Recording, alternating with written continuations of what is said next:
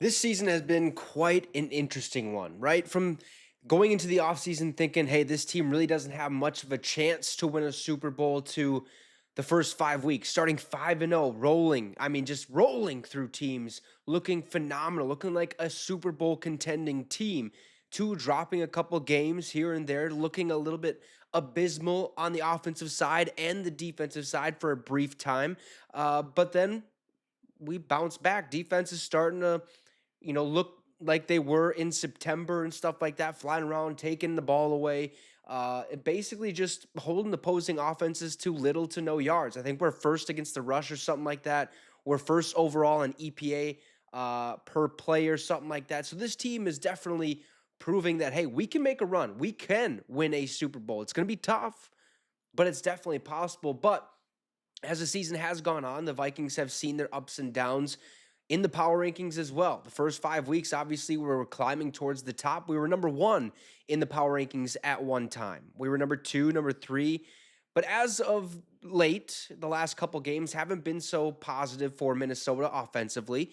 Defensively, it's been okay, but before then, the defense was awful and the offense was still clicking. So we've suffered a little bit, if you will, right? We've dropped in the power rankings due to the last 2 weeks, and we dropped again this week. So let's get right into it. Before we do, let's take a second to shout out our affiliate partner, Green Gridiron. If you guys want one of these mini helmets for yourself, a birthday present, whatever you want, feel free to hit the link I have pinned in the comment section, or it's also in the description, and use promo code MINSYN at checkout for a small discount on your purchase. That's MINSYN.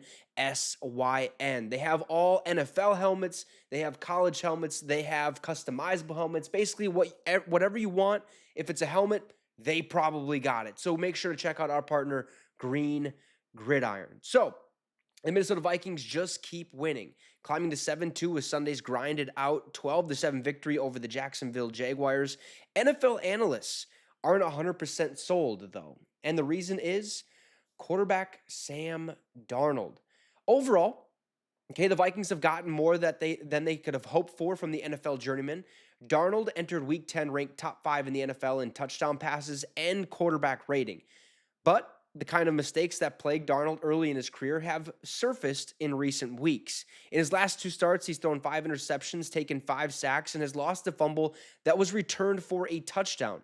Now, in Sunday's game at Jacksonville alone, he was picked off 3 times deep in Jaguars' territory. But Minnesota is now 2-2 since the bye week, and the defense's ability to completely shut down a pair of backup quarterbacks in consecutive games has been the difference. Still, this is the NFL, and good teams like the Detroit Lions and the Kansas City Chiefs this past week find ways to win on their worst days. The Vikings don't deserve to be dragged for winning a football game behind a dominant defense. That was the case, though, in Monday morning power rankings. Here's what the experts are saying about the Vikings. And there was a list of these different power rankings from different social media outlets and stuff like that. And the Vikings haven't, or in all of them, weren't ranked the greatest. We were still, I think, in the top 10 of all of them that I've seen, but we've continued to drop because of our recent poor offensive play, if you will. The defense has started to pick it up, so that's good. So I just took one that we all are familiar with, NBC Sports. Taylor Worth had the Minnesota Vikings ranked at number 7, which is down just 1 spot. I thought this was a pretty decent ranking. You could even put the Vikings a little lower than that, because I think all of us as fans would understand that, hey, we haven't played our best ball. Yes, we're 7-2, but if things could have been a lot different. Okay, so this team, this is what Taylor Worth had to say. A disgusting performance from Sam Darnold that would have resulted in a loss against, 30 other teams? Fortunately for them, they were playing Jacksonville and McCorkle or, Mac Jones at quarterback. So we got a win. We got lucky. No offensive touchdowns, no touchdowns in general for the Minnesota Vikings. We win a close one, 12-7. But the consensus overall ranking is number 9 between multiple social media outlets, which is down 2 spots from last week, which isn't great. Obviously, that you're dropping, even though you're winning ball games, but we haven't won these ball games by, a decent margin. Like you haven't had that wow factor. Like, oh yeah, that was an easy win. Where these had to, like these last couple wins, our defenses had to do it. They had to step up in massive ways, and that's exactly what they did. But right now, the Minnesota Vikings are still dropping in the power rankings. Will that continue?